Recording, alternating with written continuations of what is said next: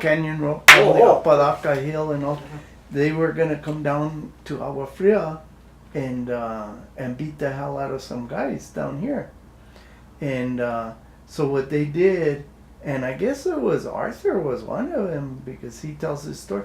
They put a log across the road, so that when the guys stopped in their car to get out, and they had paid smaller boys to make piles of rock on, you know how the hill is there by the rectory, Yeah. and so they just started throwing rocks at them, and they were breaking windows, and these guys were getting out of their cars with chains and bats and everything, but they couldn't stand the rocks, so they got in there. And they said, never go down to Agua Fria because the rock throwers will get you. Must have been when I was in California. I don't remember that. Yeah, well, there were the maybe 20s or something. Yeah, and even maybe when they were at St. Mike's or they came down. But so they just call them the rock throwers. Rock throwers. Yeah, we were pretty good rock throwers. That's all we had to play with.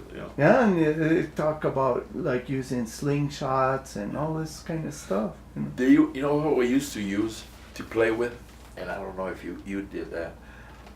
On the hubs of a wagon, there is this metal piece that goes on there. Yes. Huh? Yeah. And then you would find them all over. And the little thin ones were better, and then we'd find a piece of rod and make like a little hook on the end, right? And then we would start out and push it, and then we would go all over in this thing, And direct it with direct it, and you could rock it, move it around like that. Yeah, they call it like the hoop game or something. I don't know. We used to call it, but everybody used to have different rings, because ones were wider and one were not. And then I used to like the thin ones that were kind of round at the top, And when we found one, man, that was really something. You could go all over that, and we'd go hours and hours with those things going over different things. But we were so poor, we didn't have nothing to play with, Did you ever hear of Las Cabanuelas? No. Like a calendar that they would bring to the store. No. The farmers, the older men. Farmer's almanac kind of. Yeah, exactly. Oh yeah. I heard of it, but I never did. It's like I think the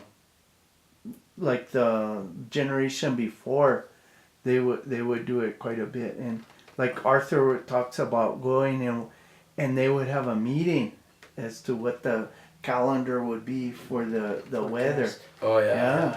For the whole year. They would. Farmers went. Yeah. What my grandfather and I did when I was with them, 8, 9, maybe 10 years old, we would get up real early in the morning with a wagon and horses. I remember the horses would just go over there and stand right by the wagon, and then they would throw all the harnesses on there, and we would go up to the Buckman for wood, right? That's what we did, we burned wood. So, of course, at that time there was a lot of dead wood all over, So, but me and my grandfather would get on the horse and stock us on the side for the horse, the wood to lay on. And somehow, my grandfather had a little hatch, like the head of an axe, little. So he carved out by hand a handle that he put into that axe itself and made a little axe for me, right? Man, I love that little axe, man, So we would go out and then we'd see some wood and chop it, and then we'd pull it to the wagon. So when he was doing that, there was a little kind of a rise in the ground, and right about halfway up was this big dried tree.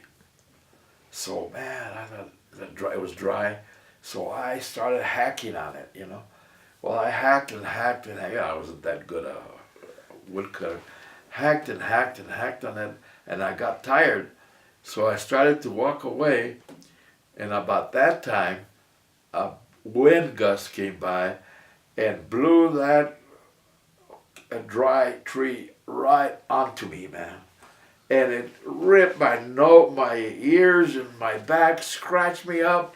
And I was underneath this big old tree crying like heck. And my grandfather was looking for me all over. I was under this tree. So I had to move the tree out of the way to get me out. Just scratched the heck out of me, man.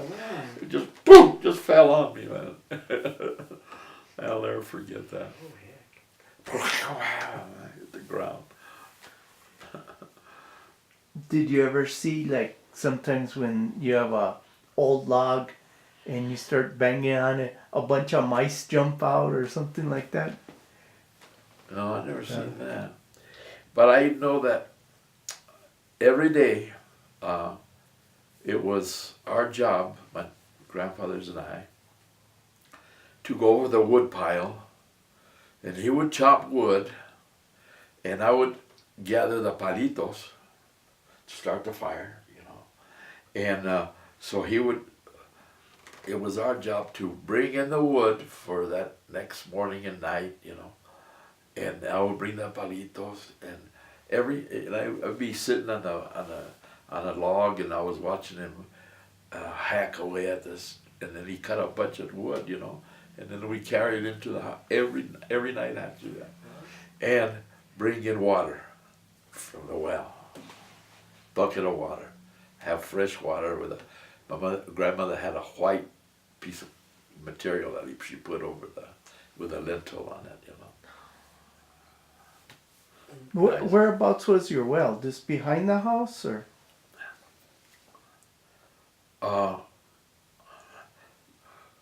You right up against what was then the fence.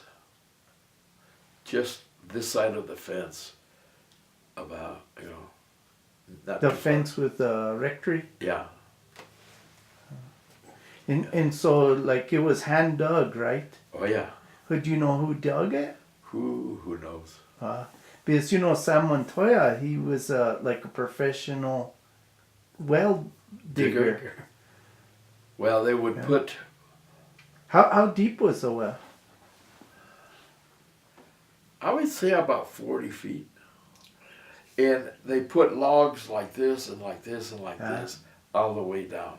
And they were So like far. the Savina. Yeah, yeah. And every summer, one of the jobs we had to do was dig up more, because, you know, sand would gather there, and then the water would, you know, there wouldn't be as much water. So if you dug it, and then they would bring up the dirt, and then I remember I used to dig down there and go to the side like that so the cold water would hit me, you know. And I was saying, what happens if that thing gets loose, you know? So they would dig it, and then I would crawl up like that with your feet. On the boards, huh? Yeah, on the Spider-Man. side. Yeah, yeah. I used to like to do that. And down there was kind of a mystery kind of feeling, you know, because it's down below the ground, and I've never been below the ground. And they had, every well at that time had like a lagarto, Those salamanders. salamander. Yeah. And you know what the salamander would do? Eat all the bugs, see?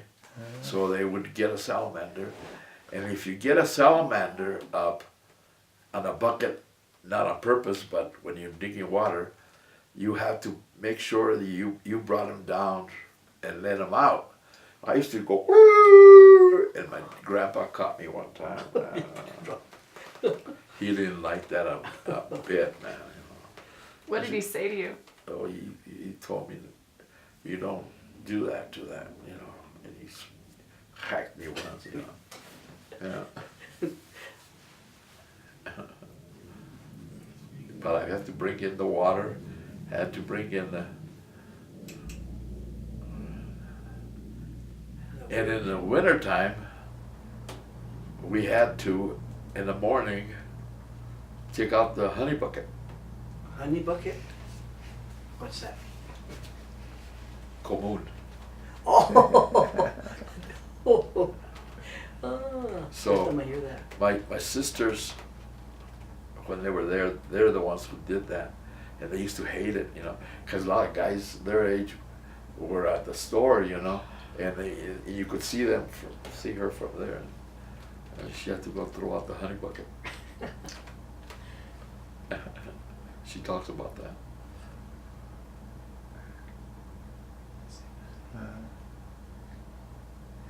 Were there any like people that were real